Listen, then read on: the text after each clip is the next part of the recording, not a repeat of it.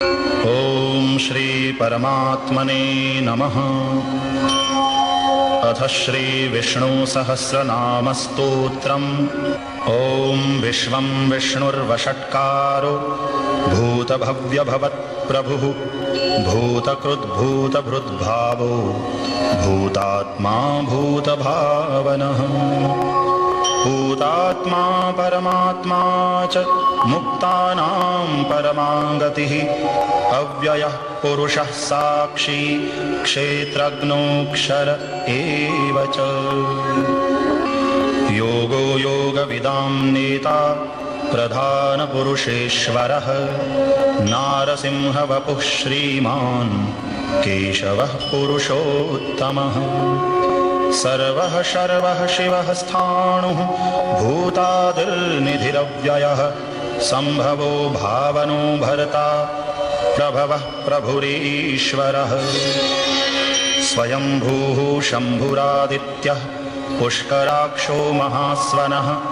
अनादिनिधनो धाता विधाता धातुरुत्तमः। अप्रमेयो ऋषिकेशः पद्मनामोऽमरप्रभुः विश्वकर्मा मनुस्त्वष्टा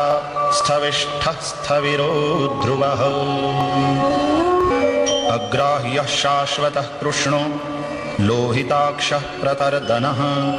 प्रभूतस्त्रिककुब्धाम पवित्रं मङ्गलं परम्। ईशानः प्राणदः प्राणो ज्येष्ठः श्रेष्ठः प्रजापतिः हिरण्यगर्भो भूगर्भो माधवो मधुसूदनः।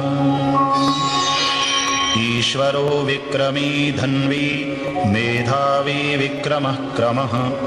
अनुत्तमो दुराधर्षः कृतज्ञः कृतिरात्मवान्। सुरेशः शरणं शर्मा विश्वरेताः प्रजाभवः अहः संवत्सरो व्यालः प्रत्ययः सर्वदर्शनः। अजः सर्वेश्वरः सिद्धः सिद्धिः सर्वादिरच्युतः वृषा कपिरमेयात्मा सर्वयोगविनिःसृतः। वसुर्वसुमनाः सत्यः समात्मा संमितः समः अमोघः पुण्डरीकाक्षो वृषकर्मा वृषाकृतिः। रुद्रो बहुशिरा बभ्रुर्विश्वयोनिः शुचिश्रवाः अमृतः शाश्वतस्थाणुः वरारोहो महातपाः। सर्वगः सर्वविद्भानुर्विश्वक्सेनो जनार्दनः वेदो वेदविदव्यङ्गो वेदाङ्गो वेदवित्कविः। लोकाध्यक्षः सुराध्यक्षो धर्माध्यक्षः कृताकृतः चतुरात्मा चतुर्व्यूहः चतुर्द्रंष्ट्रश्चतुर्भुजः। राजिष्णुर्भोजनं भोक्ता सहिष्णुर्जगदादिजः अनघो विजयो जेता विश्वयोनिः पुनर्वसुः। उपेन्द्रो वामनः प्रांशुः अमोघः शुचिरूर्जितः अतीन्द्रः संग्रहः सर्गो धृतात्मा नियमो यमः। वेद्यो वैद्यः सदा योगी वीरः माधवो मधुः अतीन्द्रियो महामायो महोत्साहो महाबलः। महाबुद्धिर्महावीर्यो महाशक्तिर्महाद्युतिः अनिर्देश्य वपुः श्रीमान् अमेयात्मा महादृधृक्। महेश्वासो महीभर्ता श्रीनिवासः सतां गतिः अनिरुद्धः सुरानन्दो गोविन्दो गोविदां पतिः। मरीचिर्दमनो हंसः सुपर्णो भुजगोत्तमः हिरण्यनाभः सुतपाः पद्मनाभः प्रजापतिः। अमृत्युः सर्वदृक्सिंहः सन्धाता सन्धिमान् स्थिरः अजो दुर्मर्षणः शास्ता विश्रुतात्मा सुरारिः। गुरुर्गुरुतमो धाम सत्यः सत्यपराक्रमः निमिषो निमिषस्रग्वी वाचस्पतिरुदारधीः अग्रणीर्ग्रामणी श्रीमान् न्यायो नेता समीरणः सहस्रमूर्धा विश्वात्मा सहस्राक्षः सहस्रपात् आवर्तनो निवृत्तात्मा संवृतः संप्रमर्दनः अहः संवर्तको वह्निः अनिलो धरणीधरः सुप्रसादः प्रसन्नात्मा विश्वधृग्विश्वभुग्विभुः सत्कर्ता सत्कृतः साधुर्जह्नुर्नारायणो नरः असंख्येयो प्रमेयात्मा विशिष्टः शिष्टकृच्छुचिः सिद्धार्थः सिद्धसंकल्पः सिद्धिदः सिद्धिसाधनः वृषाही वृषभो विष्णुर्वृषपर्वा वृषोदरः वर्धनो वर्धमानश्च विविक्तश्रुतिस्सागरः सुभुजो दुर्धरो वाग्मी महेन्द्रो वसुदो वसुः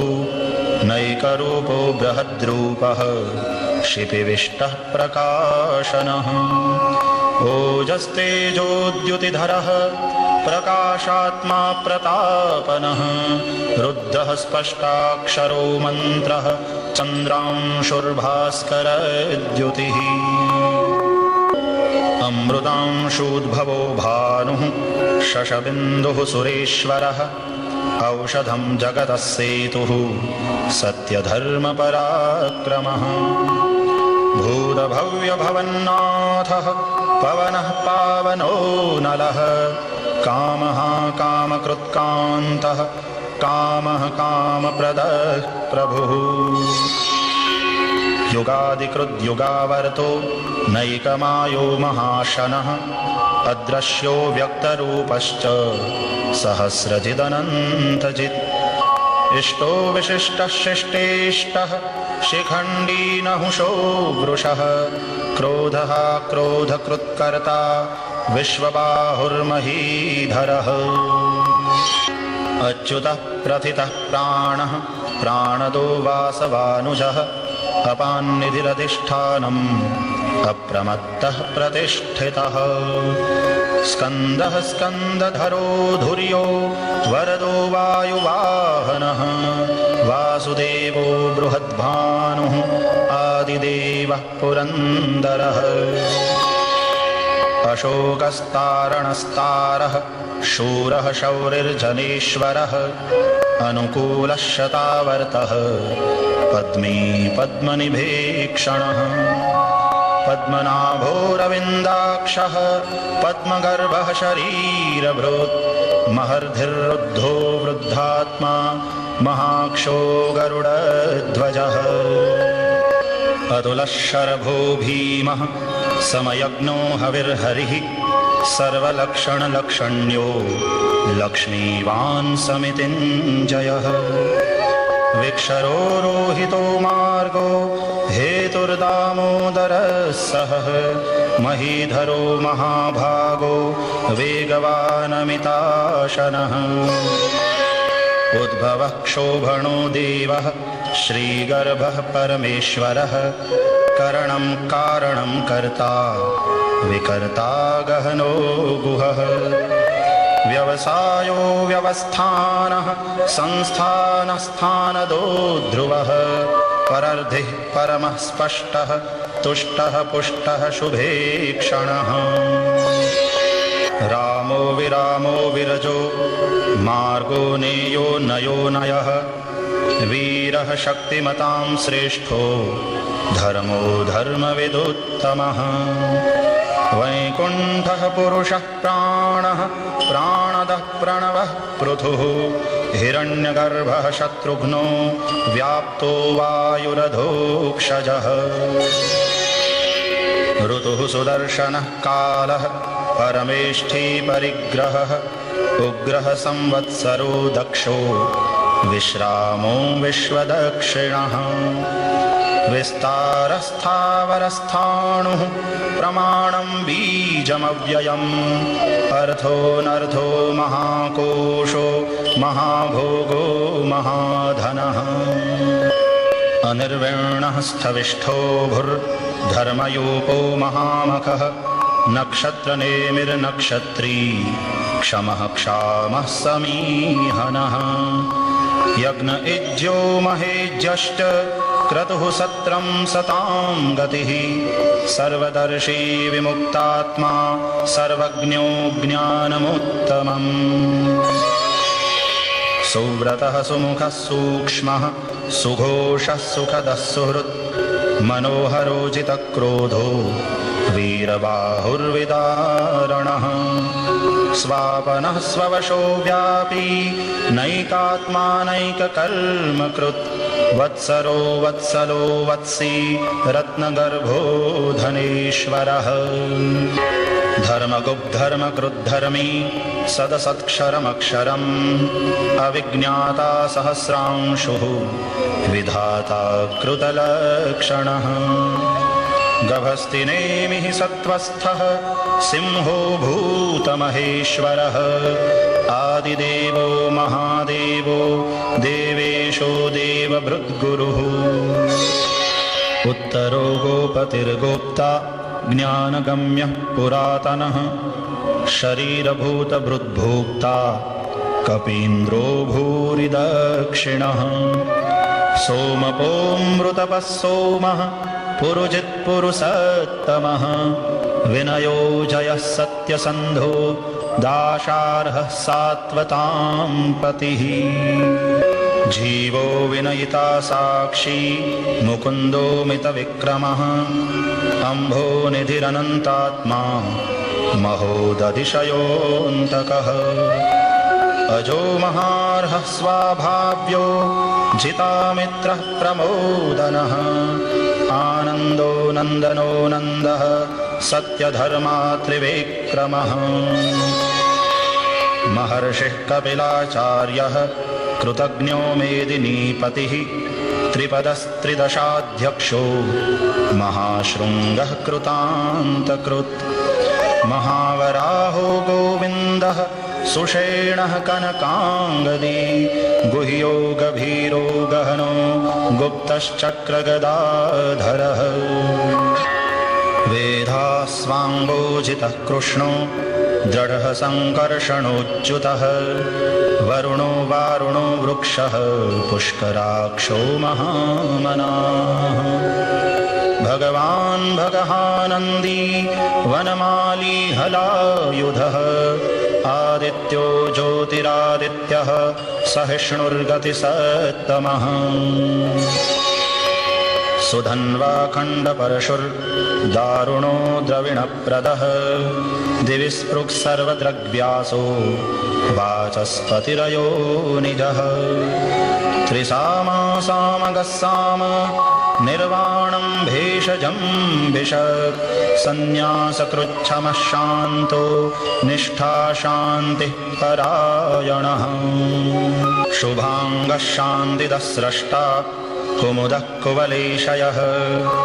गोहितो गोपतिर्गोप्ता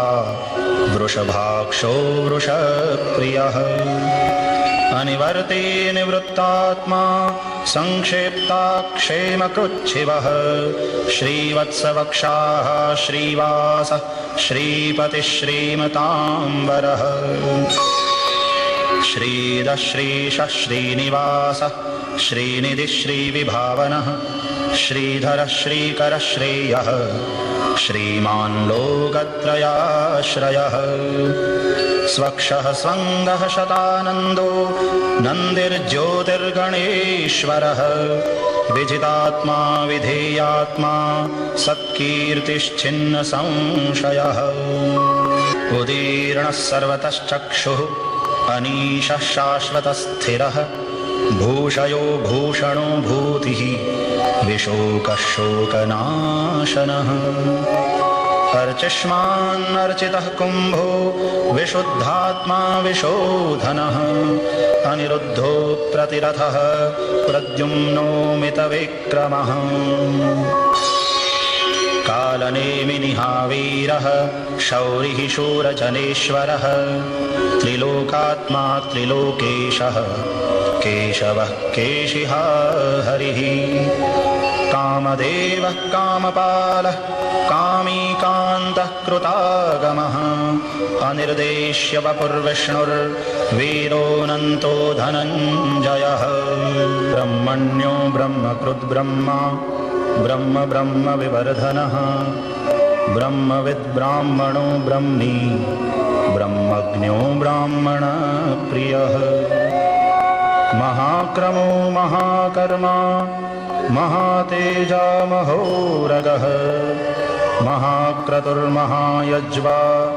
महायज्ञो महाहविः स्तव्यस्तव प्रियस्तोत्रम् स्तुतिस्तोतारणप्रियः पूर्णः पूरयिता पुण्यः पुण्यकीर्तिरनामयः मनोजवस्तीर्थकरो वसुरेता वसुप्रदः वसुप्रदो वासुदेवो वसुर्वसुमनाहविः सद्गतिः सत्कृतिः सत्ता सद्भूतिः सत्परायणः शूरसेनो यदुश्रेष्ठः सन्निवासः सुयामुनः भूतावासो वासुदेवः सर्वासु निलयो नरः दर्पः दर्पदो द्रप्तो दुर्धरोधापराजितः विश्वमूर्तिर्महामूर्तिः दीप्तमूर्तिरमूर्तिमान् अनेकमूर्तिरव्यक्तः शतमूर्तिः शताननः एकोनैकः सवहकः किं यत्तत्पदमनुत्तमम् लोकबन्धुर्लोकनाथो माधवो भक्तवत्सलः सुवर्णवर्णो हेमाङ्गो वराङ्गश्चन्दनाङ्गदी वीरः विषमः शून्यो धृताशीरचलश्चलः अमानीमानदो मान्यो लोकस्वामी त्रिलोकधृक् सुमेधा मेधजो धन्यः सत्यमेधाधराधरः तेजो वृषोद्युतिधरः सर्वशस्त्रभृताम्बरः प्रग्रहो निग्रहो व्यग्रो नैकशृङ्गो गदाग्रजः चतुर्मूर्तिश्चतुर्बाहुः चतुर्व्यूहश्चतुर्गतिः चतुरात्मा चतुर्भावः चतुर्वेदविदेकपात् समावर्तो निवृत्तात्मा दुर्जयो दुरतिक्रमः दुर्लभो दुर्गमो दुर्गो दुरावासो दुरारिः शुभाङ्गो लोकसारङ्गः सुतन्तुस्तन्तुवर्धनः इन्द्रकर्मा महाकर्मा कृतकर्मा कृतागमः उद्भवः सुन्दरः सुन्दो रत्ननाभः सुलोचनः अर्को वाजसनः शृङ्गी जयन्तः सर्वविजयी सुवर्णबिन्दुरक्षोभ्यः सर्ववागीश्वरेश्वरः महाह्रदो महागर्तो महाभूतो महानिधिः कुमुदः कुन्दरः कुन्दः पर्जन्यः पावनो निलः अमृतांशोऽमृतवपुः सर्वज्ञः सर्वतोमुखः सुलभः सुव्रतः सिद्धः शत्रुजिच्छत्रुतापनः न्यग्रोधो दुम्बरोऽश्वत्थश्चाणूरान्ध्रनिषूदनः सहस्रार्चिः सप्तजिह्वः सप्तैधाः सप्तवाहनः अमूर्तिरनभो चिन्त्यो भयकृद्भयनाशनः अणुर्बृहत्कृशः स्थूलो गुणभृन्निर्गुणो महान् अद्रुतस्वद्रुतस्वास्यः प्राग्वंशो वंशवर्धनः भारभृत्कथितो योगी योगीशः सर्वकामदः आश्रमश्रमणक्षामः सुपर्णो वायुवाहनः धनुर्धरो धनुर्वेदो दण्डो दमयिता दमः अपराजितः सर्वसहो नियन्ता नियमो यमः सत्त्ववान् सात्विकः सत्यः सत्यधर्मपरायणः अभिप्रायः प्रियार्होर्हः प्रियकृत्प्रीतिवर्धनः विहाय सगतिर्ज्योतिः सुरुचिर्हुतभुग्विभुः रविर्विरोचनः सूर्यः सविता रविलोचनः अनन्तो हुतभुग्भोक्ता सुखदो नैकजोऽग्रजः अनिर्विण्णः सदामर्षि लोकाधिष्ठानमद्भुतः सनातनतमः कपिलः कपिरव्ययः स्वस्तिदः स्वस्तिकृत् स्वस्ति स्वस्तिभुक् स्वस्ति दक्षिणः रौद्रः कुण्डली चक्री विक्रम्योर्जितशासनः शब्दातिगः शब्दसहः शिशिरः शर्वरीकरः अक्रूरः पेशलो दक्षो दक्षिणः क्षमिणाम्बरः विद्वत्तमो वीतभयः पुण्यश्रवणकीर्तनः उत्तारणो दुष्कृतिः पुण्यो दुःस्वप्ननाशनः वीरः रक्षणः सन्तो जीवनः पर्यवस्थितः अनन्तरूपोऽनन्तश्रीः जितमन्युर्भयापहः चतुरस्रो गभीरात्मा विदिशो व्यादिशो दिशः अनादिर्भूर्भुवो लक्ष्मीः सुवीरो रुचिराङ्गदः जननो जनजन्मादिर्भीमो भीमपराक्रमः आधारनिलयो धाता पुष्पहासः प्रजागरः ऊर्ध्वगः सत्पथाचारः प्राणदः प्रणवः प्रमाणं प्राणनिलयः प्राणभृत्प्राणजीवनः तत्त्वं तत्त्वविदेकात्मा जन्ममृत्युजरातिगः भूर्भुवस्वस्तरुस्तारः सविता प्रपितामहः यज्ञो यज्ञपतिर्यज्वा यज्ञाङ्गो यज्ञवाहनः यज्ञभृद्यज्ञकृद्यज्ञी यज्ञभुग्यज्ञसाधनः यज्ञान्तकृद्यज्ञगुह्यम् अन्नमन्नादयेव च आत्मयोनिस्वयं जातो वैखानः सामगायनः देवकीनन्दनः स्रष्टा क्षितीशः पापनाशनः शङ्खभृन्नन्दकी चक्री शार्ङ्गधन्वा गदाधरः रथाङ्गपाणिरक्षोभ्यः सर्वप्रहरणायुध